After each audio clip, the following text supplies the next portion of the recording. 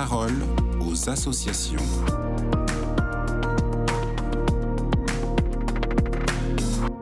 Bonjour Monseigneur Pascal Gollnisch, vous êtes le directeur général de l'Œuvre d'Orient et vous venez nous parler ce matin du conflit actuel au Liban.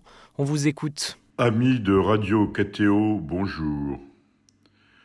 Nous avons ces derniers temps fait un appel à dons, un appel à votre générosité pour aider les chrétiens de Terre Sainte. Ces derniers sont en effet en difficulté. L'absence de pèlerinage, les situations tendues en Cisjordanie, à Jérusalem et bien sûr à Gaza rendent la vie des chrétiens difficile. Nous devons évidemment être à leur côté pour les aider à vivre et à rester sur cette terre sainte où ils vivent depuis les débuts du christianisme. Mais voici que ce conflit israélo-palestinien éclate maintenant, comme c'était prévisible, au Liban. Depuis le 7 octobre, le Hezbollah poursuit des tirs quasi quotidiens sur le nord d'Israël et il était inévitable qu'Israël, tôt ou tard, réplique de manière à permettre à sa population du nord d'Israël de vivre en paix. Alors, le sud du Liban est maintenant ensanglanté. Des bombardements, des explosions. Les auditeurs savent qu'il y a eu ces explosions de beepers et de talkie-walkie, des milliers qui parfois n'étaient pas toujours détenus par des membres du Hezbollah.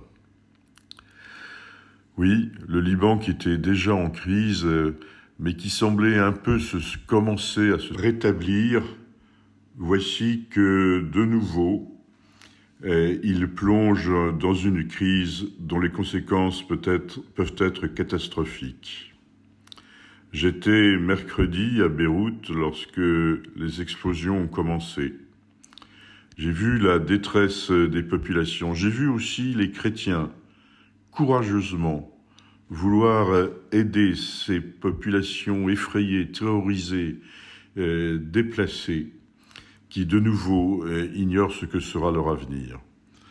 Il appartient de manière urgente aux politiques et aux diplomates de trouver d'autres chemins que la violence.